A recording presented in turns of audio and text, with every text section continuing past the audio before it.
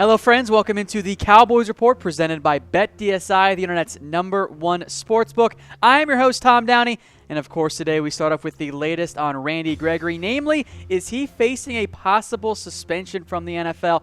I'll bump this up to 2 stars after Tuesday being 1 star because the latest report from Jean-Jacques Taylor here in Dallas is that Gregory is meeting with an NFL doctor today to determine if he can play Week 1 against the Panthers or if he will be suspended again. Now, the question I have, and this is why it's only 2 stars because frankly we don't know a whole lot about it right now, is my big question mark on Randy Gregory is that is this just the standard stage 3 of the program for Randy Gregory meeting, or is this a little bit beyond it? JTT said it was more than that, but reminder, for those that are in this program like Gregory are, there's unannounced drug testing up to 10 times a month for Gregory. There's, of course, a treatment plan, and most importantly, further evaluation and subsequent treatment at the medical director's discretion. So this could just be a meeting with the NFL and Gregory as a standard checkup procedure, or as JTT suggests, it might be a little bit more than that. Again, this all dates back to the initial tweet by Jason Lockenford, who said he heard some trouble could be coming up here for Randy Gregory.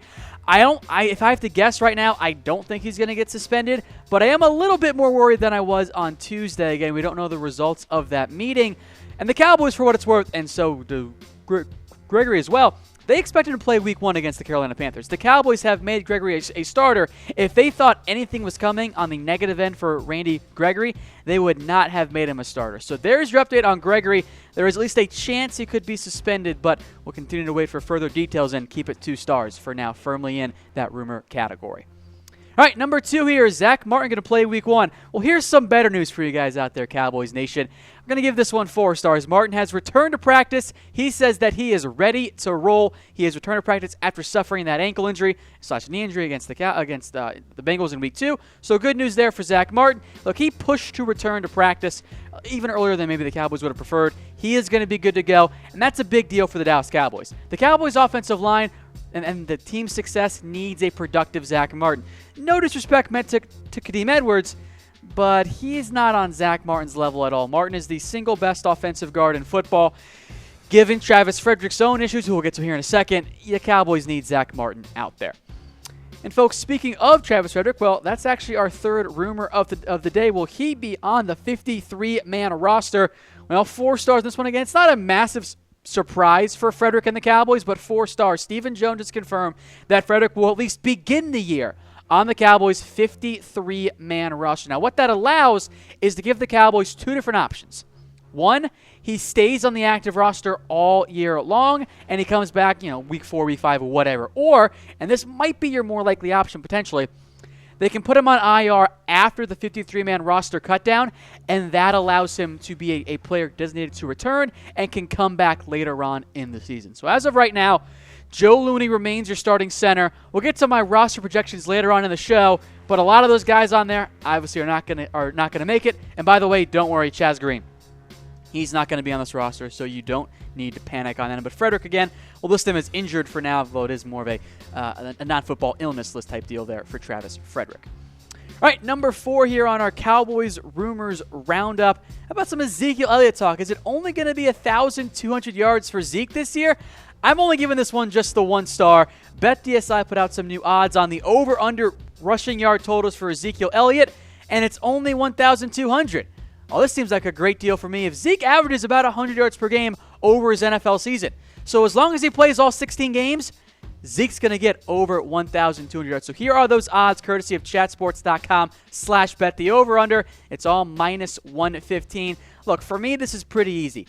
I trust Zeke Elliott. I trust this Cowboys offense. If you put some money down on this, you put down $10, you're going to win $870. I think this is an obvious choice for me, so let me know first off what you think in the comment section. Type O for under, or O for over, excuse me, and U for under. It's an easy pick for me. Bet on this one. I'm taking the over. Go to chatsports.com/bet, and while you're there, promo code Cowboys120. I'll give you a 120% deposit bonus. So if you put in $100, they'll give you $120 free. You'll end up with $220 to bet with. The Zeke bet is a great one, at least in my eyes. Keep it rolling now with some more Cowboys rumors on today's Cowboys Report presented by BetDSI. Number 5 on our list here, and this is kind of some interesting ones coming up here. Could Tavon Austin be the Cowboys version of Tyreek Hill?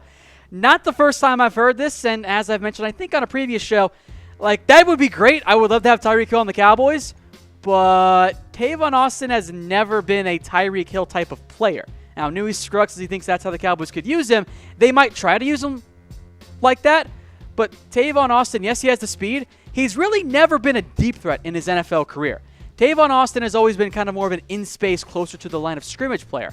He's got the burner, but only like 8% of his passes have been deeper than 15 yards.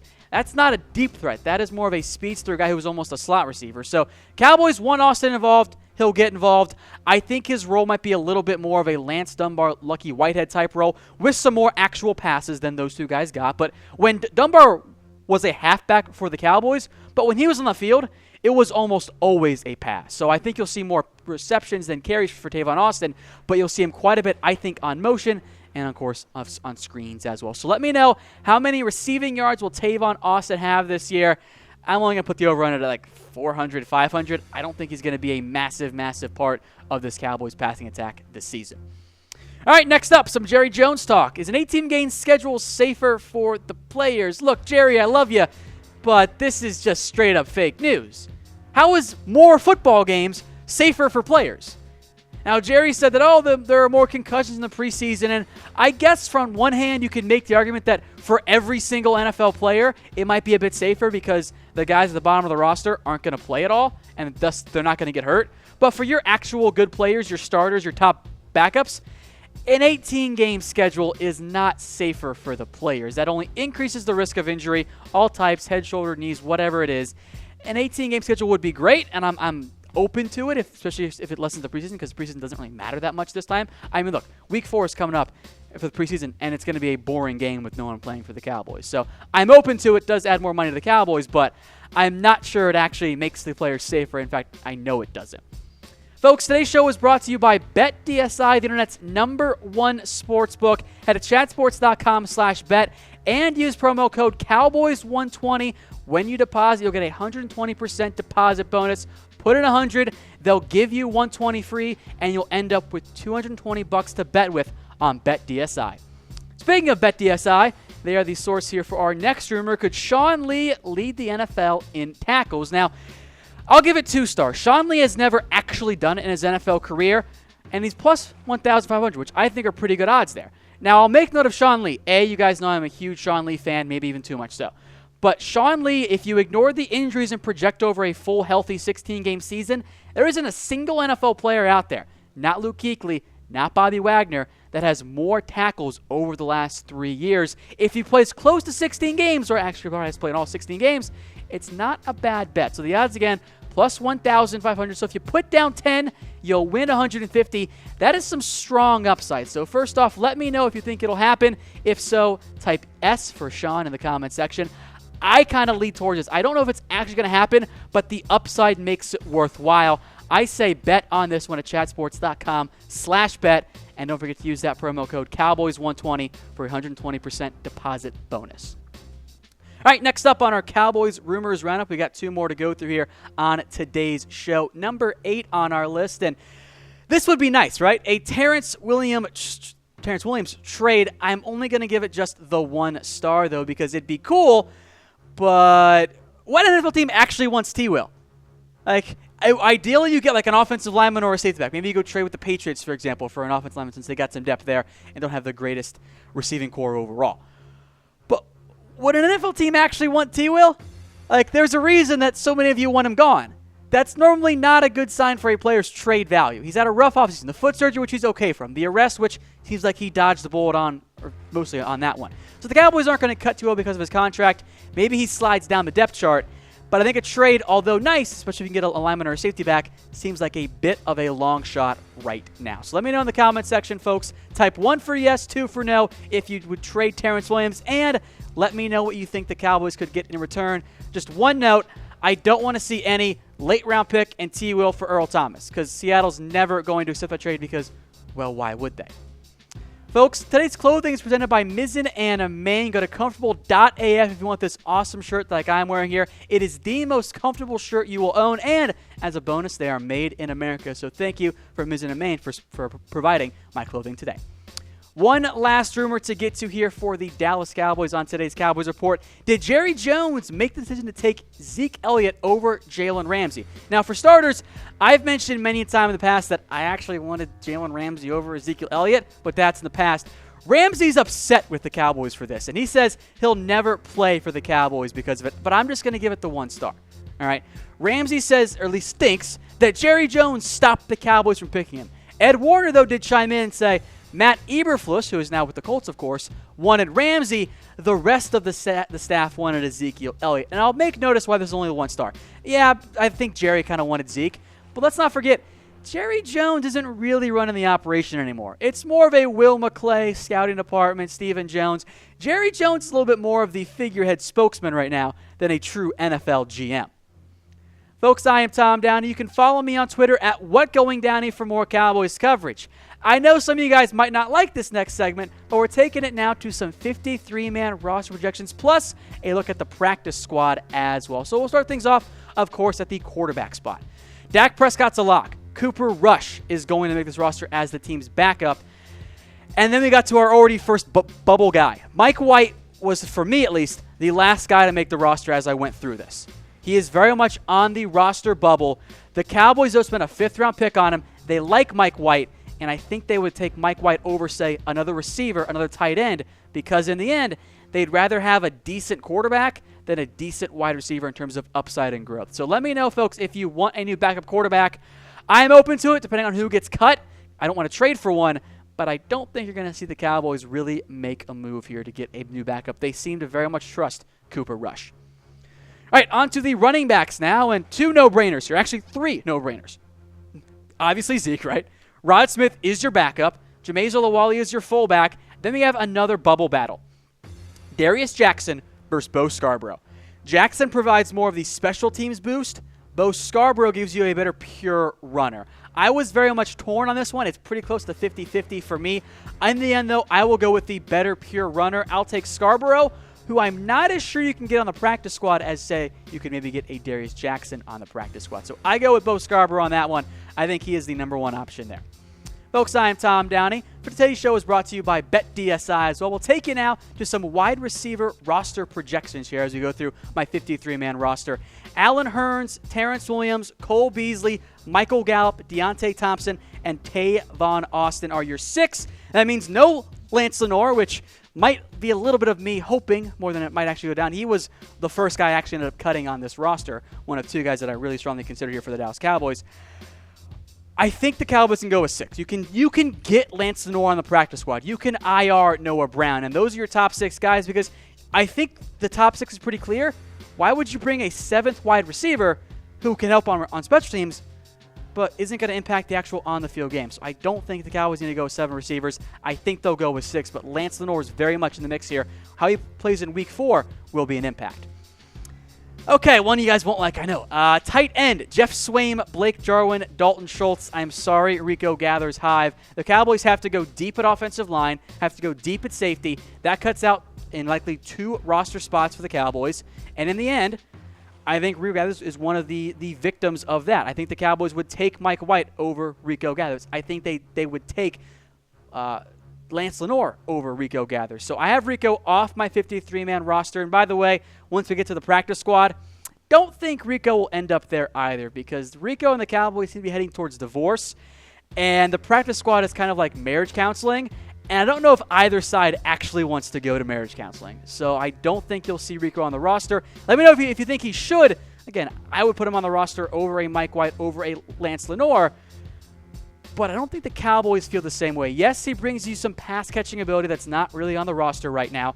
But there are 2 big red flags here for Rico Gathers. Number 1, the blocking is still not where they would like it to be, especially when the front changes or he has to go block someone who wasn't directly in front of him. And he still has a tough time understanding the nuances. Okay, the defense changed. Now what do I do? Or I have to run this route at this depth. That's an issue for the Cowboys. That's why the staff doesn't fully trust Rico Gathers. And in the end, the logjam, or I guess required logjam at offensive line and defensive back will be a reason why I think the Cowboys leave Rico off the 53-man roster. But who knows? Hey, maybe he just goes absolutely off tonight in Week 4 of the preseason and finds his way onto the roster anyway. Folks, today's show is brought to you by BetDSI, the internet's #1 sportsbook. Go to chatsports.com/bet and use promo code Cowboys120 for a 120% deposit bonus. We'll take it out to the offensive line and some notes here because this looks different than most of the depth charts we've done in the past. For starters, well, Travis Frederick has the asterisk there. That means he's injured. He's going to miss some time as he recovers from Guillain-Barré syndrome. I've also put down player TBD. I think the likely outcome here is the Cowboys make a trade for somebody or they sign somebody off of waivers because you have to go 9 deep at offensive line with Frederick out for the start of the season. You cannot go in with Cam Fleming and Kadeem Edwards as your only 7 healthy offensive linemen. And by the way, there's nobody on this roster worth keeping right now. It's not Chaz Green. For those of you that want Chaz Green gone, you're going to get your wish this season. All right, on to the defensive line now here for the Cowboys as we go through my 53-man roster projections. This was probably actually the toughest position that I had because there are several guys that I would have liked to put on here. I would like to get Charles Tapper on this roster. He could be trade bait. I wouldn't mind Coney, though he's not looked all that great. I'm a big Dayton Jones guy, but he's coming off an injury.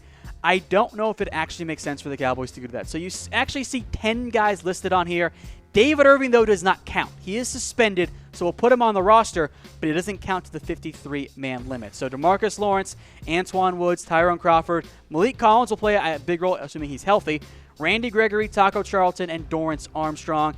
I gave Jihad Ward really one of the last defensive line spots here because I think the Cowboys want to give him more time to develop, but he hasn't looked all that great.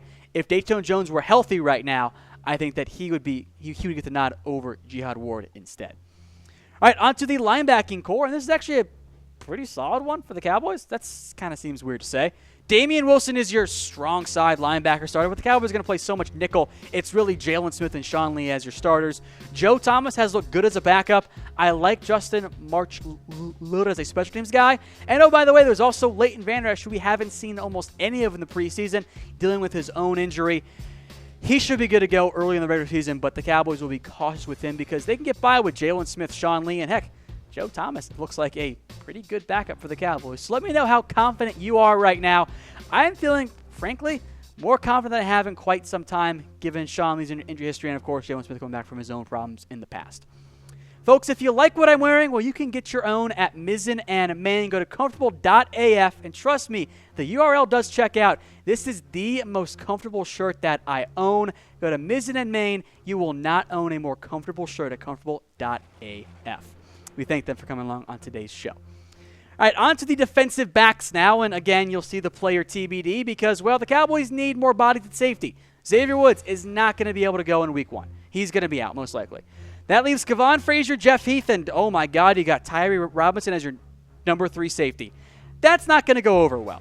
So go sign somebody that gets cut. Go trade for somebody. I think the Cowboys' number 3 safety for week 1 is actually currently not on the roster because the Cowboys have got to get depth because they don't have enough right there. Your top 4 corners are very easy. Byron Cheeto, Anthony Brown, Jordan Lewis. And then I'll give the nod to Travarius Ward over guys like Marquez White, Donovan Olumba, and Duke Thomas for that number 5 cornerback role. Or maybe you guys disagree with me on safety. Let me know in the comment section. I think it's a no-brainer.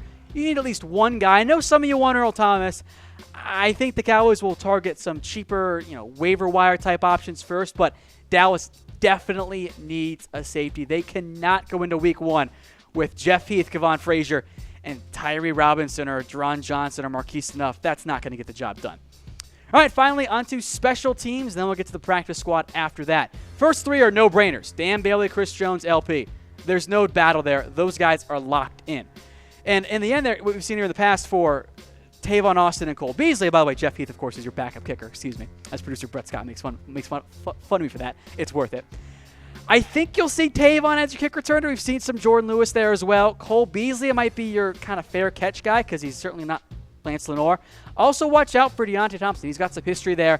None of those guys have really taken snaps in the preseason beyond Jordan Lewis, which makes me kind of concerned as to what the Cowboys will actually do in week 1 of the season. All right, we'll take a look now at my potential practice squad, which is always very tough and probably will get quite a few wrong here. I think you can get Darius Jackson on the practice squad. I make it try and happen. Mikael McKay is a big-bodied receiver. You can get Lance Lenoir there. One note, by the way, on Noah Brown.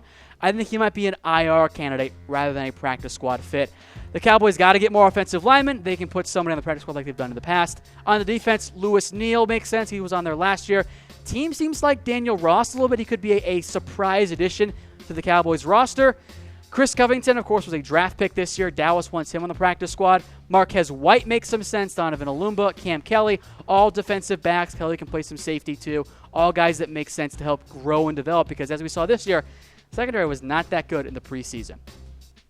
All right, folks. Get your questions in the comment section for our upcoming mailbag. We'll do that on Saturday. And for those of you who watch here on Facebook and on YouTube, we'll do another watch party tonight for the Cowboys game. So we'll see you then.